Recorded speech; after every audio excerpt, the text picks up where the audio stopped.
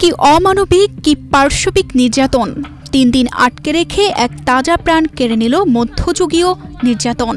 রংপুরের মিঠাপুকুরে মোটরসাইকেল চোর সন্দেহে এক যুবককে তুলে নিয়ে হত্যার অভিযোগ উঠেছে ইউনিয়ন পরিষদ সদস্য ও গ্রাম পুলিশের বিরুদ্ধে।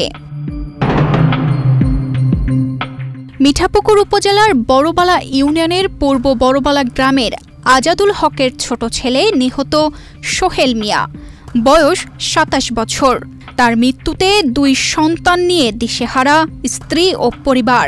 150 বড়ি খাওয়াইছে, জেঙ্গা করে যেমন একটা করলো তার বিচার নাই, চল দিলে তো ইতিম হয়ে গেল।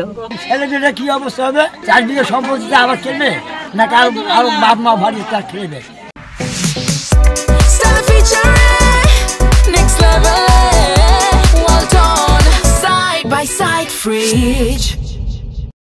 গত 27 অক্টোবর সোমবার বিকেলে বড়বালা ইউনিয়নের গ্রাম পুলিশ মনোয়ারুল ইসলাম বাড়ি থেকে সোহেলকে ডেকে স্থানীয় বালুয়া বাজারে নিয়ে যায়।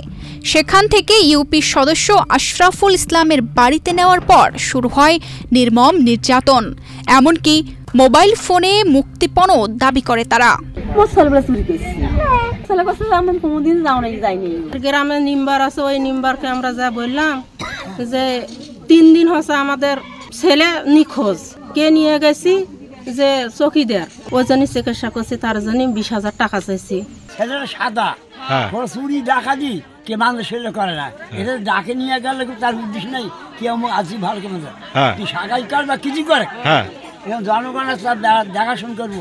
হলুদের লোকটা নিয়ে যে মারলো না, ঠ্যাং ফাঁকা ছাড়ে তো তাকে একবার শেষ করলো দুনিয়াতে।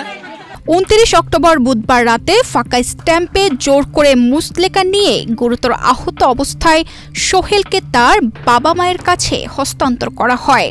2-1টা কথা বলতে বলতেই তার মৃত্যু হয়। তো 2টা একটা কথা কইলো যে আমাকে এইভাবে মনারুল নিজ হাত দিয়ে নিয়ে যে আমার গাড়ি তুলে দিল, আর কালকে তোমরা সকালে অগজা বান্দি নিয়ে আসবেন। আমাকে যেভাবে বান্দি ওরা করছি, আমার গাঁও যেভাবে কারেন্ট দিয়ে পুড়ছি ওইভাবে তোরাও করবেন। এই কষা ছেলের আমার জীবন যাওয়া শেষ, আর বাবা আমরা কিছু কবা পারছি না। এলাকাবাসী বলছে এটা পরিকল্পিত হত্যা, চুরির অভিযোগ বানানো হয়েছে। এমন নেক্কারজনক ঘটনায় এলাকায় নেমেছে শোকের ছায়া। দৃষ্টান্তমূলক শাস্তির দাবি জানিয়েছেন এলাকাবাসী।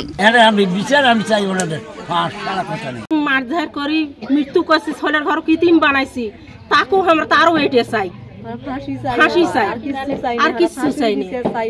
আপনারা যে এলাকাবাসী আছেন তারা কি জানে এই ঘটনা, একটা যে ঘটনা ঘটলো?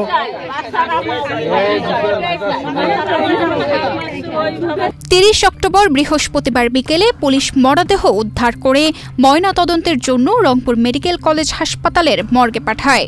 মামলা প্রক্রিয়াধীন, অভিযুক্তদের গ্রেফতারের চেষ্টা চলছে বলে জানিয়েছেন ভারপ্রাপ্ত কর্মকর্তা। ওনারা এজাহার দিয়েছেন, আমরা মামলা করেছি ওনাদের এজাহারের প্রেক্ষিতে। আসামি গ্রেফতারের জন্য আমরা অভিযান চালাচ্ছি। তানজিদা রহমান, ইনায়া, বাংলাদেশ প্রতিদিন।